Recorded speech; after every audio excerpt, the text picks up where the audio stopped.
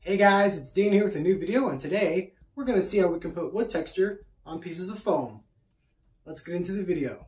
So this is just some quick painting that I did to make it look more realistic. Before we paint it, it looks like this, and it has all this texture on it. I hope you guys can see it reflecting in the light there. So all this was done by pressing it into a mold, and we made that mold using the laser. So first thing you do is you go find a photo of a piece of wood that you think has good grain. You want good separation between the darks and the white lines. So when you find that, you're going to put it into Photoshop or anything that can do some sort of editing, and you can either bump up the contrast and make it so that the lights are light and the darks are dark, or you can go to posterize or posterize, whatever it's called, and that makes it so you can set different levels. So for this one I did 3 levels. It was black, gray, and white. So that way we have 3 different heights that it's going to laser at, which is going to be high, low, and then in the middle somewhere. So that's going to give the wood grain like depth that's going to look pretty good, but it's also not going to be like rounded and muddled, because I did some tests and the rounded muddled part made it hard to comprehend where the lines were. So after we're putting it in Photoshop and whatever editing program you have, I can layer those out 3 different ways. With posterize or posterize, we're going to invert it. So we want the highs to be lows and the lows to be highs, so when you press the foam into it, this has the same height as what the original photo would for the wood. Photo wood for the wood. That's hilarious. Alright, so that makes sense, right? So if we have like grain that goes low, it's usually darker. So if we're lasering, it's going to be a deeper valley. That means it would be higher on the foam. So if we invert it, then it's going to be lower on the foam, just like it is in the actual photo, right? So invert it. Alright, so now that we're doing that, we're going to go to the laser.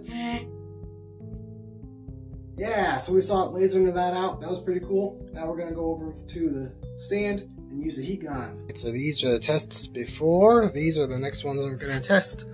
So in this video, we're going to see if this can make wood grain on foam. This is inverted from a picture of a piece of wood, and I posterized it or posterized it, however you pronounce it, and I made it so there's 3 stops. We did black, white, and gray, so there's 3 different layers: white, black, and gray. And this shows the 3 distinct layers a little bit better. You can see how there's the top white, the bottom black, and then the middle gray. Alright, so we have a piece of foam over here and some test pieces, so you might be able to already see that it works pretty well. So the posterize or posterize, however you pronounce it, where you got 3 different layers, helps a whole lot. So when you're selecting a wood grain, you want to make sure you can see distinct lines between the dark and the light. And the way we're going to do this, we're going to take a piece of foam, take a heat gun, heat it up until it's shiny. That's going to do 2 things: make sure that the foam is pliable and will take impressions, and also it's going to heat seal it so that way we can paint it later on.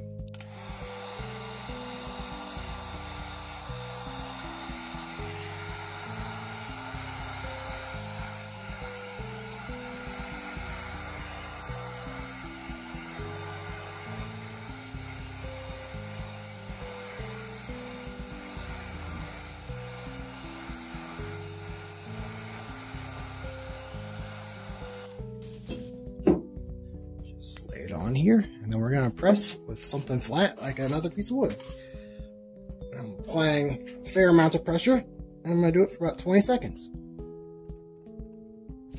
Alright, 20 seconds has passed.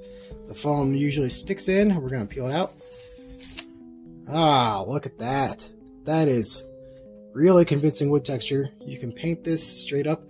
One thing that's really cool about doing this on wood as opposed to if you burned this into acrylic for your mold is the wood reacts to the laser slightly differently all the way across its grain. So if you can see on here, all these little dots that make the grain look more like actual wood grain are because it burned slightly differently on that layer. So it's really ultra realistic if you do wood as your mold. Alright, so we can paint this if we want to, but you guys know how to add texture to foam now to make it look like wood. You can imagine you can do this with any sorts of textures, so feel free to be creative with this. Alright, now that all that heat gun's done and we pressed it in and we've decided if we want to paint it or not, we got the final products. They look amazing. You can do this with any texture you think of. So it doesn't just have to be wood, but wood looks really good like this, especially the 3 levels when pasteurized. So if you think about it, you can do like metal or anything like that.